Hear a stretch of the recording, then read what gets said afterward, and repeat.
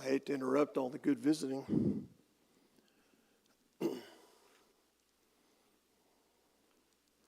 But that was just like it was. My high school students, I'd had them for 4 years as students before they got to high school band. And they were just like that. As soon as I walked up to the front of the room,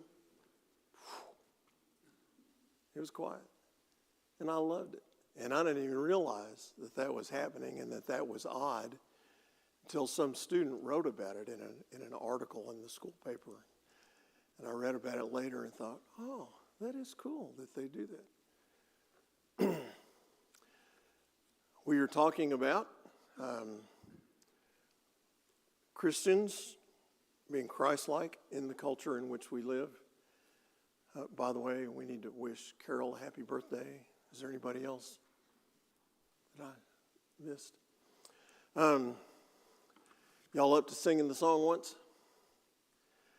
You are a chosen generation, a royal priesthood, a holy nation, God's own treasured possession, called out of darkness to marvelous light. You were not a kindred people, now you are a family. You had not received God's mercy, now His grace has set you free. You are a chosen generation, a royal priesthood, a holy nation, God's own treasured possession, called out of darkness to marvelous light. Great, thank you. And tell me again who wrote the words. Peter, the Apostle Peter wrote the words. That's probably not the tune they sang it to. But I'll bet you they made it into a tune so they could memorize it. That's how you memorize stuff when you didn't have. I was just thinking last night about how bad I am at memorizing stuff because I don't have to. I have all these. If I need a copy of something I want to quote, I get one, right? Not an option for the early church. So they had to memorize, and songs were the way to do it. I know you're loving that slide. There is a church called Life Church in Edmond, Oklahoma. I'm not pushing it or anything, but they have extension campuses. It's one of those huge behemoth churches that has campuses all over South Central U.S. I think there are a couple in Arkansas too. But the main minister there, of course, they have a lot because they have thousands of members. But he wrote this book called Weird. To us, it's difficult to want to look weird to other people, to look alien. And we're going to talk about that a lot today. The impetus to want to be normal. But he said it is time for churches to self-examine. We need to look at ourselves. And his quote is, that I'm going to read to you today, is, in churches, normal is lukewarm Christianity. Self-centered, spiritual consumerism, give us what we want, what we think we need, and shallow, me-driven faith. This is all about what God can do for me. God has become a means to an end, a tool in our toolbox to accomplish what we want. The majority of people claim to know God, but by their actions they deny Him. And all this is normal in churches, but normal isn't working. I thought that was a really relevant statement. He said, being consumed by what people think of you is the fastest way to forget what God thinks of you. How many of you feel like you were really self-conscious when you were young about the impression you were making on other people? Okay, if you weren't, you're weird. Okay? That is so normal. How many of you feel like you've gotten to where you're less self-conscious about that? Okay. We don't want to be seen as odd, do we? We don't want people to think we're odd. We want people to think we're normal. But we don't even know what normal is anymore, do we? In our culture, what's normal?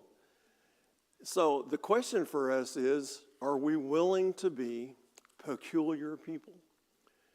I found this book. I didn't read the whole thing, but I did find some attributes for this disease to please. This is a psychiatrist who says that people-pleasing, next slide please, Tracy. People-pleasing is a form, Did I skip that one? Oh, I did. Okay. No, we're ahead of that one. Go ahead and show them 7, and then go to 8. There we are. Thank you. People-pleasing is a form of addiction, this psychiatrist says. People pleasers are addicted to other people's approval. And I want to read you the 4 major symptoms and see if you identify yourself in those symptoms. And I'm going to, same thing, what do I see in myself personally? Number 1, a tendency to take criticism very personally.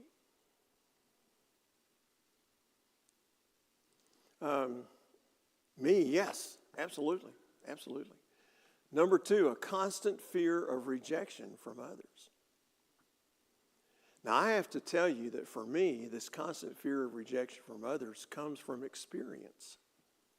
It's been my life experience that at least it seems to me, and I don't know if any of you feel that way, but maybe you feel it some. You're constantly afraid people are going to just reject you. A difficulty in expressing your true feelings because people might think less of you. Anybody else? I'm guilty. Not as much, and I'm telling you, I'm better at all of these than I used to be. Used to just be crushed by rejection and terrified that if I said what I really thought, that people would think I was even weirder than they already thought. Number 4 is a reluctance to say no, even when it's clear that you should. That you should say no. So, and one of the things that she says is that living for others' opinions is putting them ahead of God. I don't know if I ever thought of it that way. Wow, is that wrong? Yeah, I really have to examine how I respond to these 4 things because I don't want to put them ahead of God, people ahead of God. Do you recognize the story from this painting? Who knows what that story is? I'll tell you, this is a guy who didn't worry about looking weird.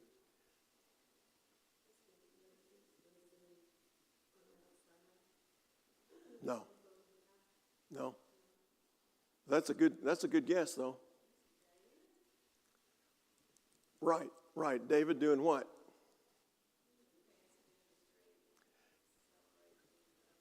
This is David dancing in the streets in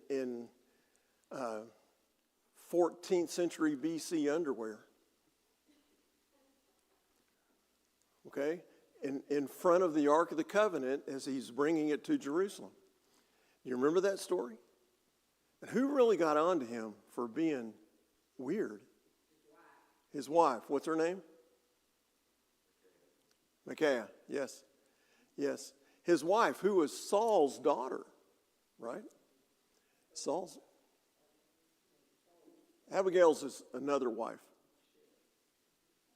Well, yeah, it can be pronounced Michelle. Probably, usually would be translated to Michelle today if somebody was translating today. But Micah or Micaiah,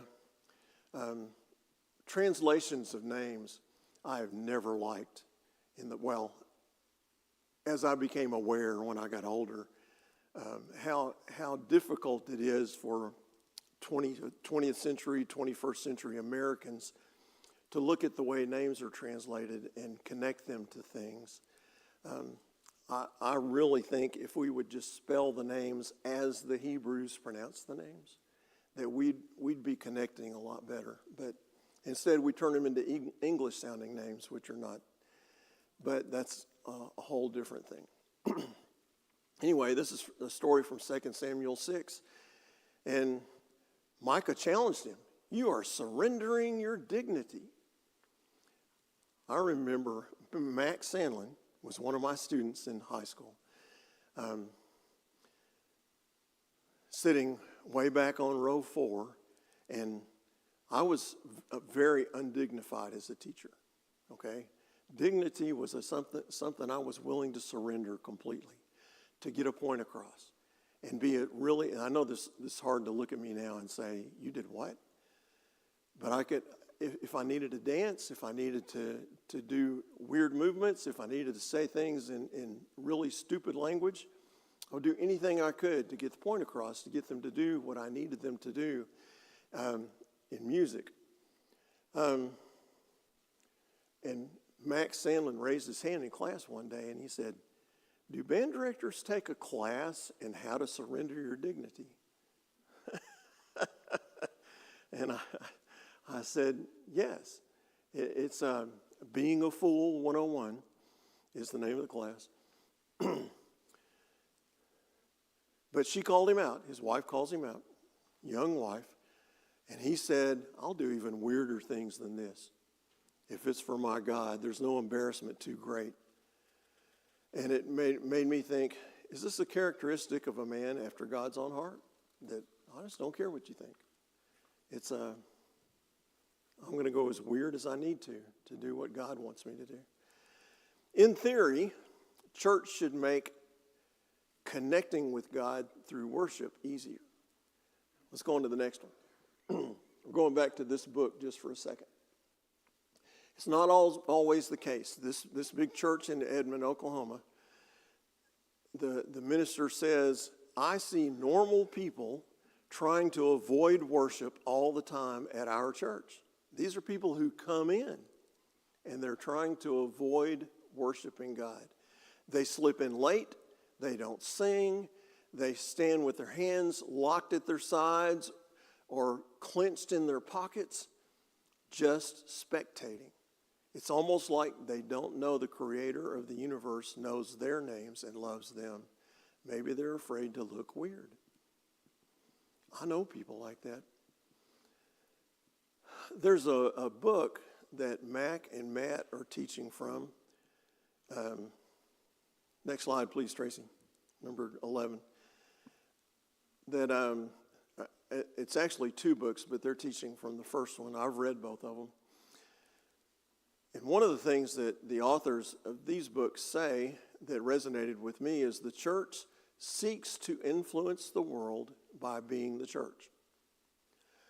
That is, by being something the world is not and can never be, lacking the gift of faith and vision which is ours in Christ. The confessing church seeks the visible church, a place clearly visible in the world, in which people are faithful to their promises, love their enemies, tell the truth, honor the poor, suffer for righteousness, and thereby testify to the amazing community-creating power of God.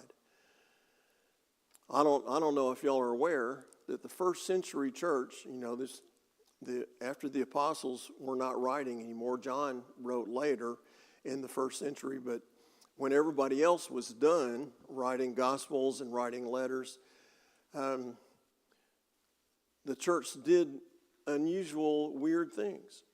Like they would go out into the woods and rescue abandoned babies. That was abortion back then. They would go into the city and take care of plague victims. And they valued women. And they were fearless about it. And they were weird. I want to go to Romans 12. if you want to read that with me, Romans 12, 1 and 2. And they did it at their peril. They could be executed for being so different because it looked like political opposition to the empire, the Roman Empire. Romans 12, 1 and 2, Paul writes, "Therefore I urge you, brothers and sisters, in view of God's mercy, to offer your bodies as a living sacrifice, holy and pleasing to God. This is your true and proper worship." What is worship for us? We give ourselves up.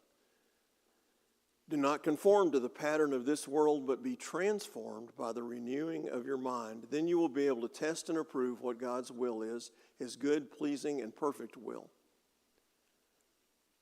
Christians were known for their loyalty to their Messiah and to one another. They were also known by the fact that no punishment was so great that they would deny their God or betray brothers and sisters. They were also known for acting lovingly toward those who wanted them dead. And back then, the government could. If they don't like what you're teaching, they can kill you. They can execute you. Not good for their empire. One of the questions I wanted to ask today for you is, how do we work toward transformation? Is that something we do ourselves? Do we transform ourselves?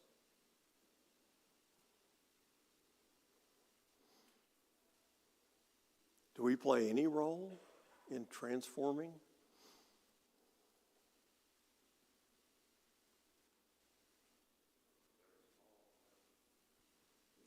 Say again?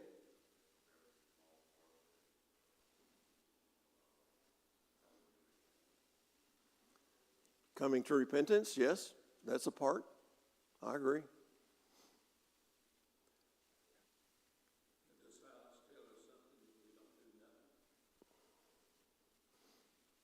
Say that again, Grant.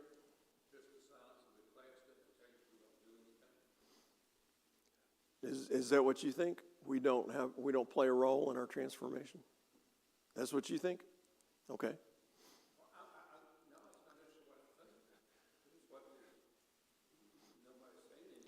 Oh, okay.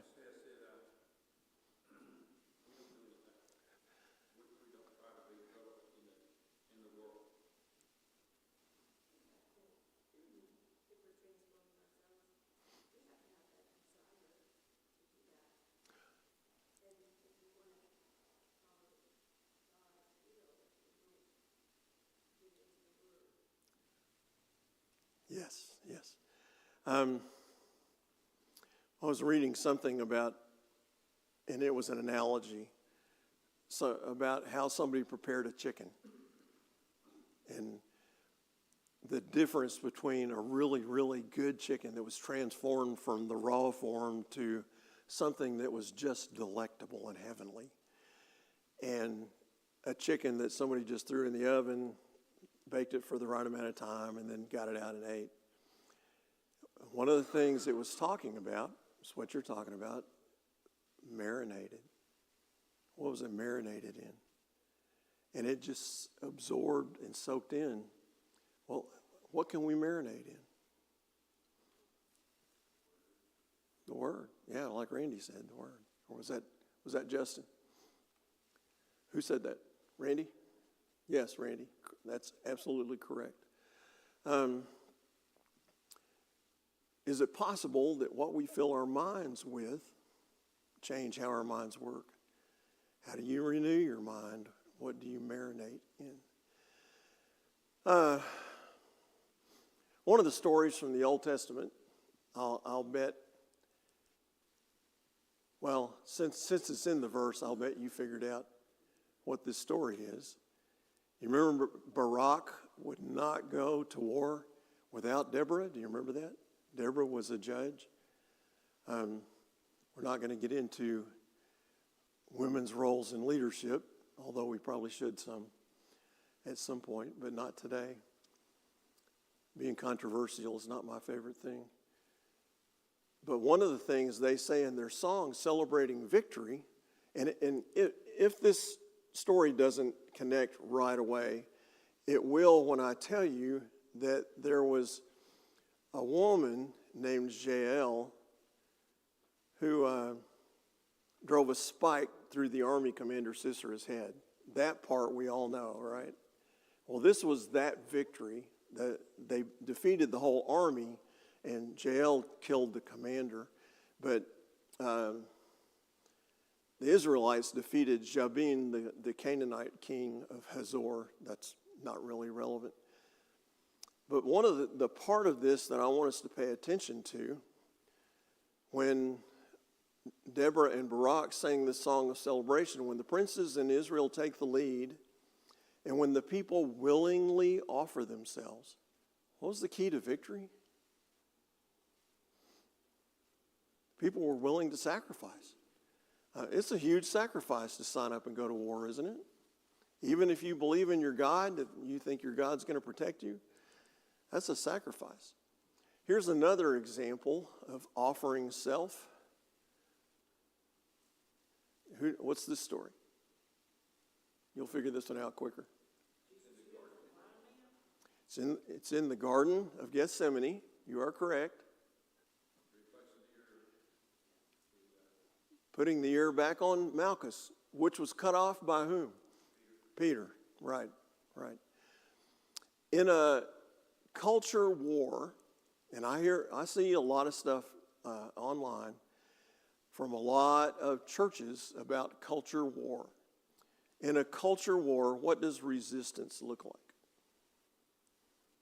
And our supreme example, here's an example. He didn't use the same weapons that the other side is using. And kindness in response to people who are about to kill him. He heals the man's ear. In Mark 14, Jesus is on trial. The high priest asked him, "Are you the Messiah, the Son of the Blessed One?" And Jesus said, "I am. I am the guy you're looking for.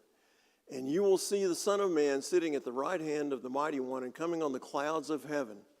What does cultural resistance look like? They ask the question, he answers. Yes, this is the truth. I am who I say I am. Government resistance, I think we'll see him answer questions differently from government people. These are not the government. This is religious leaders. The Sanhedrin can only stir up the culture against Jesus, culture war against Jesus, and try to force the government to act. Has Jesus, during his lifetime, been going around trying to gain political power? Is he gaining political followers? Has he been leading protests? Carrying signs, no emperors, no Romans. Nothing like that, right? Is he trying to coerce the culture, trying to force anybody to do what he wants them to do? You don't see that. He's responding to religious leaders this way, and his response to political leaders is going to be different. Do you suppose he had higher expectations for Israel's religious leaders than this? I think it's pretty clear. He said it a lot. But when he's before Pilate, Pilate says, "Are you king of the Jews?" And Jesus responds directly, "Yes, you've said so." Now, I know some people get confused. How can there be a king if there's an emperor?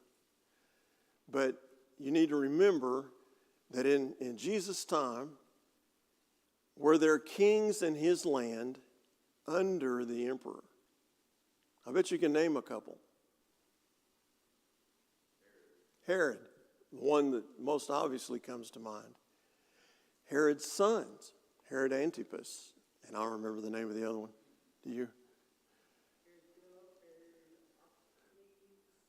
Archelaus? Yeah.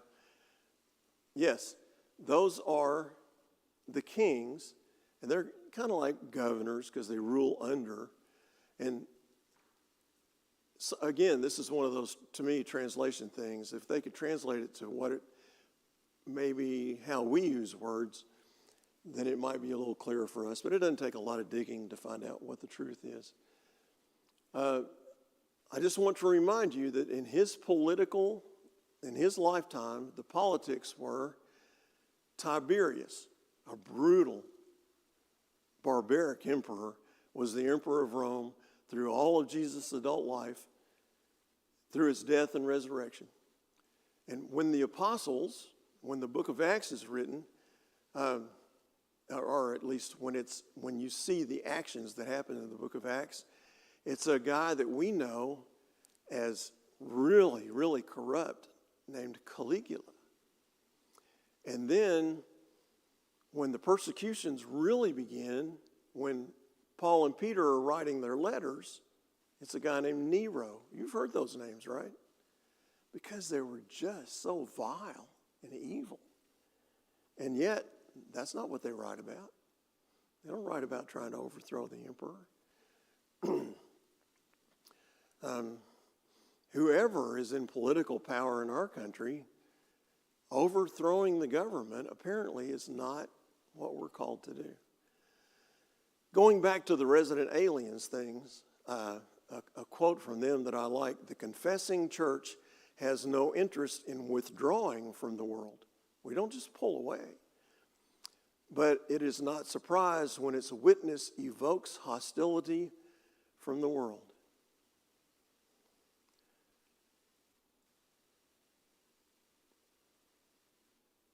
Do you evoke hostility from the world because of your beliefs?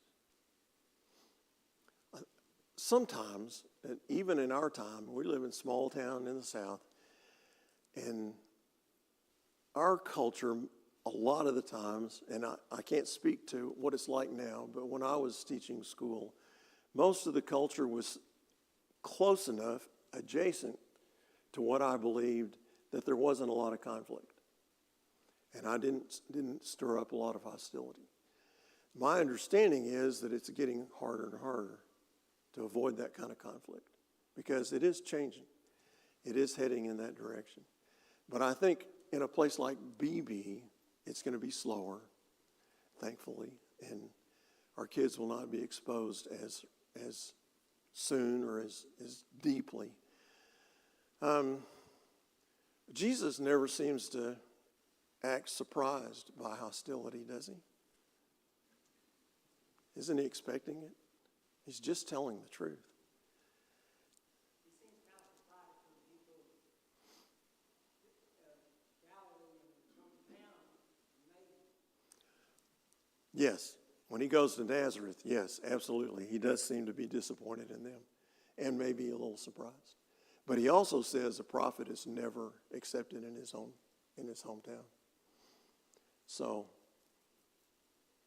I don't know. I'm not going to try to speak to Jesus' mindset, but he doesn't seem to be terribly surprised to me that they become hostile.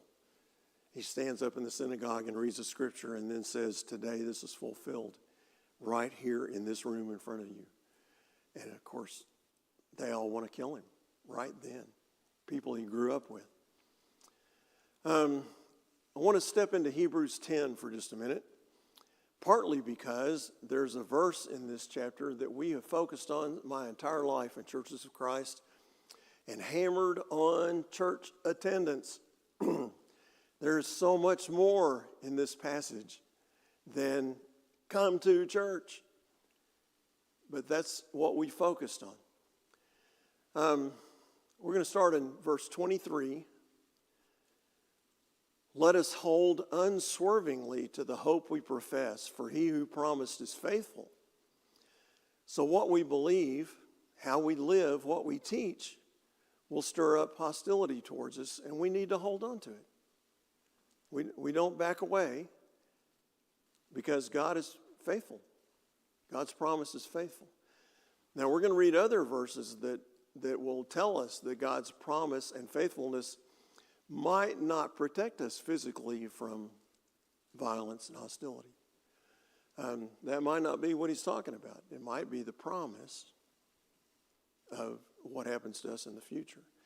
Verse 24, and let us consider how we may spur one another on toward love and good deeds. What are we doing here together? What are we supposed to be doing? What about that word spur? Are you familiar with spurs? That encourages, but is it pleasant? Not on the animal, right? It's not pleasant, but the purpose is to push us. Are there times when it might not be pleasant for us to be together and maybe for Matt or Mac or Ben to tell us things that we're not doing so well and need to spur us on? And you kind of leave the assembly going, oh, I feel so guilty about this. I don't know if I'm coming back. But isn't that what we're supposed to do while we're here?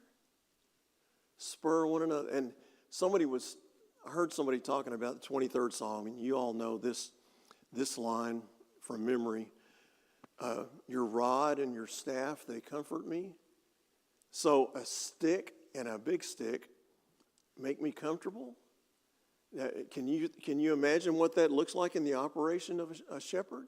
What does he do with those sticks? Well, he doesn't do this, okay?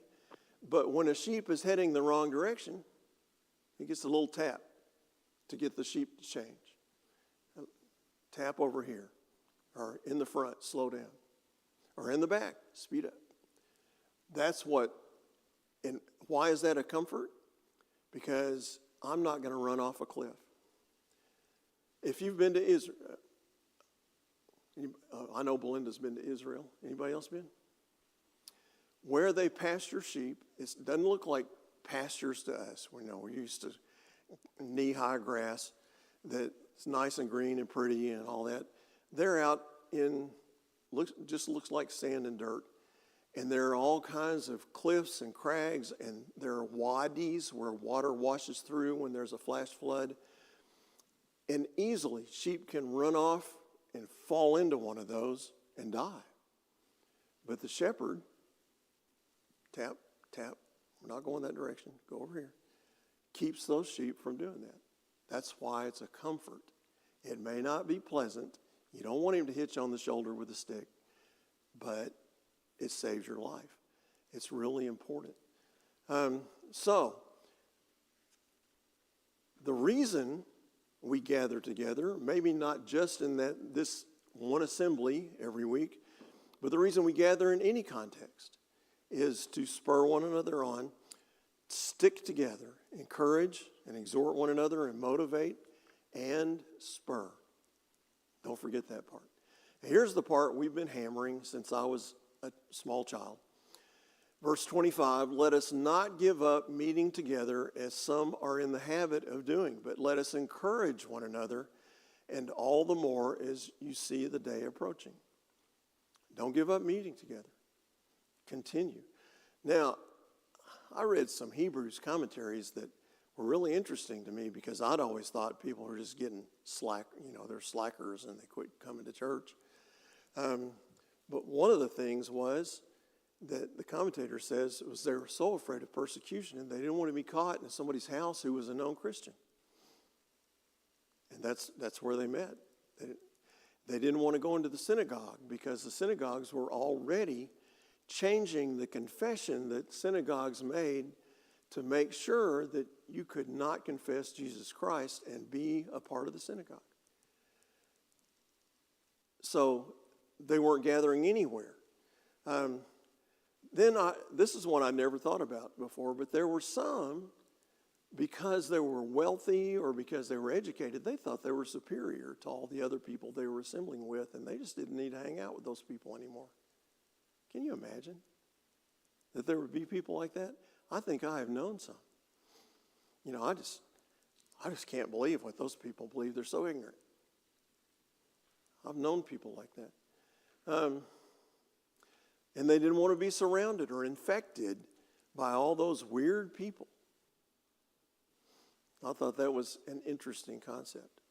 Now, if you grew up in Churches of Christ, you were hammered by this. It's all about attendance, right? But it's not about checking this box once a week. It's about spending time together. And I'm really glad that we have people in this church who are organizing things where we have an excuse to go do something together. You know, the people who are gone camping this weekend, when they have men's night out at a restaurant or women's night out, the sewing group that happens on Sunday afternoons. Sometimes we have birthday parties and, you know, invite members in the appropriate age group, of course. One of the things the women said in our meeting a couple of weeks ago was we need to be more conscious of doing intergenerational things, and I agree with that 100%. And if y'all have good ideas for that, you need to let me know, because I would like to share that. That's harder to do, I think, but it's still something necessary. Going on to Hebrews 10 and skipping to verse 32, because the Hebrew writer steps away from what he's talking about here for a paragraph and talks about continuing to sin and trample the Messiah, but comes back to how to withstand and respond to persecution in verse 32. Remember those earlier days after you had received the light, when you endured in a great conflict full of suffering. Sometimes you were publicly exposed to insult and persecution. At other times you stood side by side with those who were so treated. You suffered along with those in prison and joyfully accepted the confiscation of your property. Did you know that was in there? The people whoever this writer is, the people he's writing to have had their stuff taken away from them. Their house, their car. Because you knew that you yourselves had better and lasting possessions. So do not throw away your confidence. It will be richly rewarded. And my question to you to end class today is, how far are you willing to go? And I'm asking myself the same question. How far am I willing to go? Thank you for your participation. Thank you for being here, and we'll see you next week. Oh, is next week when the time change happens? Okay. So you can use the excuse to miss my class that you didn't set your clock. But I hope you'll be here. Thank you.